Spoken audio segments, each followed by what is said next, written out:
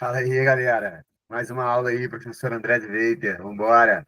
cursosdeveiter@gmail.com, tá? Manda um e-mail, tá bom? Não esquece de se inscrever no canal, curtir o canal, mandar seu comentário, tá? Tô botando essas aulinhas aí para vocês, para ver se eu consigo ajudar vocês aí com esses conceitos, tá bom? Hoje eu tô discutindo química orgânica, propriedades físicas dos compostos orgânicos. Hoje eu vou falar um pouquinho sobre a solubilidade, tá bom? Vamos lá. Vou compartilhar com vocês aí.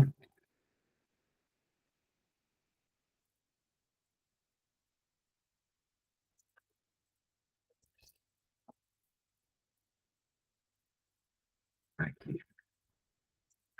Bom, vamos falar um pouquinho da solubilidade, tá? Solubilidade é a capacidade que a substância química tem de se dissolver em outra, tá bom? O nosso solvente universal, né, o solvente que a gente considera, é a água, tá bom? Claro que a gasolina, por exemplo, pode ser um solvente, né? Existem solventes que a gente compra no mercado, né? Tem o removedor faísca, né? O álcool é um solvente, existe o querosene, pode ser considerado um solvente, tá bom?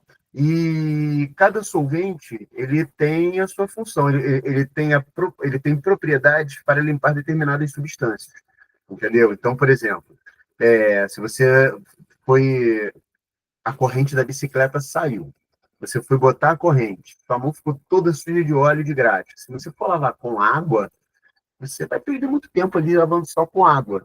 Agora, se você coloca um detergente, né, o detergente ajuda pra caramba a tirar, né? Se você quiser tirar um pouco mais rápido, joga um removedor faísca, ou então um querosene, você vai ver que a sua mão vai ficar limpa rapidinho.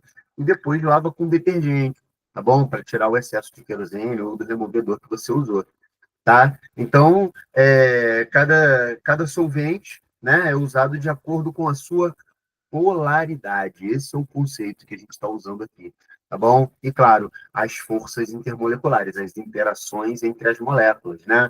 Se o querosene tem a capacidade de tirar o óleo e a graxa que está sujando a sua mão com mais facilidade, né? Significa que as moléculas do querosene interagem bem com essas do óleo e da graxa, entendeu? Então, quando as interações são iguais ou são semelhantes, aí isso facilita a remoção, a dissolução de uma substância em outra. Tá ok? Beleza? Então, vamos lá. Deixa eu só dar um confere aqui numa coisa, galera. Tá, beleza, tá compartilhando. Tô só confiando, porque às vezes eu fico aqui falando, explicando tudo, quando eu vou ver, eu não compartilhei nada. Vamos embora. Então, vamos lá. A solubilidade, então, ela depende das forças intermoleculares, né? E as forças intermoleculares dependem da polaridade, tá? E quando elas têm as mesmas forças, né, substâncias que têm o mesmo tipo de interação entre moléculas, tá, elas tendem a se dissolver entre si, tá bom? Então, popularmente, o que a gente fala? Líquidos apolares tendem a se dissolver em líquidos apolares. E líquidos polares tendem a se dissolver em líquidos polares, tá? Bom, petróleo, quando derrama no mar, ele fica sobre a superfície, você não vê a mistura dessas substâncias, né? Significa que se a água é polar, o petróleo é apolar, os hidrocarbonetos componentes do petróleo são apolares, beleza? Então, a água é considerada o nosso solvente universal, ela é polar, tá bom? O álcool, o etanol, né, que é o álcool que a gente tem em casa, é o álcool combustível, é o álcool da bebida alcoólica, tá bom? É o mesmo álcool, o etanol, beleza? Ele é um solvente muito utilizado, tá bom? Usa-se álcool, né, para limpar os vidros, tá bom? A gente usa álcool para dissolver determinadas tintas, beleza? Então, o álcool é um solvente muito utilizado por nós, tá? Para limpeza, assim, em geral, tá bom? Embora seja considerado um solvente polar, sua estrutura apresenta uma parte polar, né, que seria o OH, o hidrogênio é menos eletronegativo do que o oxigênio, né, então tem uma diferença de eletronegatividade, ele vai gerar um dipolo, né, o OH ele é responsável pelas interações, ligação de hidrogênio, né, que o álcool, né, existe entre as moléculas do etanol quando ele está no estado líquido, tá bom? O etanol, ele mistura com água, que é uma beleza. tá? Ele é infinitamente solúvel em água, entendeu? Então você pega um copo d'água, você pode ir jogando álcool ali infinitamente, né? Toda mistura ela tem um solvente, as misturas homogêneas, principalmente, né? Vou falar delas, elas são consideradas soluções. Toda solução ela tem um solvente e um soluto, tá bom? Então, se eu pego água e começo a jogar álcool, a água é o solvente e o álcool é o soluto. Só que como o álcool ele é infinitamente solúvel na água, eu vou jogando álcool, chega uma hora que a quantidade, porque aquele que está em maior quantidade é o solvente, o que está em menor quantidade é o soluto. Só que como o álcool ele é infinitamente solúvel na água, vai chegar uma hora que eu vou ter uma quantidade maior de álcool do que de água. E aí se inverte, o álcool passa a ser o solvente e a água passa a ser o soluto. Interessante, né? Outra coisa interessante sobre o álcool ele é capaz de se dissolver em solventes apolares e em solventes polares, né? O exemplo que a gente usa muito, né, que se discute muito, é o fato do álcool poder se dissolver na gasolina e na água, né? Existe álcool na gasolina que a gente compra, que a gente bota no carro, tem 25% do volume que você compra, tem álcool.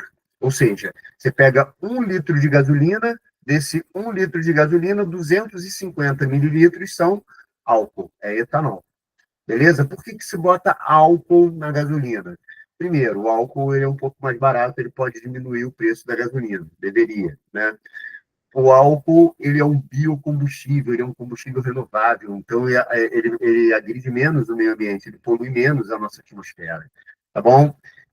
O álcool ele vai mexer com a octanagem da gasolina, né? Que tem a ver com a capacidade da gasolina explodir no motor do carro, né? Os carros eles são movidos à explosão, álcool que usa combustível, né? Queima de combustível são chamados motores à explosão. Então, a gasolina, para que ela possa explodir no tempo certo, eles colocam essa quantidade de álcool para que a gasolina não exploda no tempo errado, entendeu? Isso pode provocar problemas no motor do carro, tá? Por que que o álcool tem essa propriedade de se dissolver na gasolina e na água? Porque o álcool tem uma parte apolar, hidrocarbônica, né? Apolar, e tem uma parte polar. Então, a parte apolar interage bem com a gasolina, que é formada por hidrocarbonetos apolares, de polo induzido. E aqui eu tenho o OH, que interage bem pra caramba com a água, uma interação forte a dessa, que é a interação ligação de hidrogênio. Tá bom? Beleza? Então, o álcool, por ter uma parte apolar e uma parte polar, deixa eu puxar a canetinha aqui, eu sempre esqueço, tá? E essa propriedade permite que ele se dissolva tanto na gasolina quanto no álcool. Bom, além das forças intermoleculares, né, a solubilidade ela está ligada ao tamanho da cadeia carbônica, tá bom? Quanto maior a cadeia carbônica, menos solúvel a substância vai ser em água. Então a gente observa aqui, por exemplo, o metanol é infinitamente solúvel em água, o etanol também.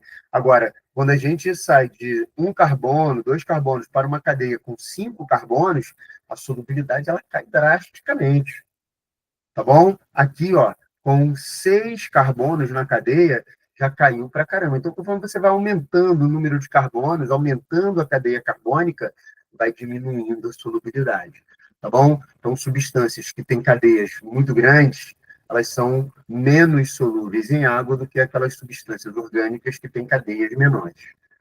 Beleza? Ficou claro, queridos? Era isso que eu tinha para passar para vocês aí de solubilidade, tá? Grande beijo para vocês, se inscreve no canal, deixa lá o seu like, deixa lá o seu comentário, tá bom? Manda um e-mail para mim, cursoseviter@gmail.com, tá? Já estou recebendo uma galera aí, já estou tirando dúvida pra caramba, a galera tá mandando e-mail, tá dando certo o e-mail, tá bom? Pode mandar. Beijo, tchau, tchau.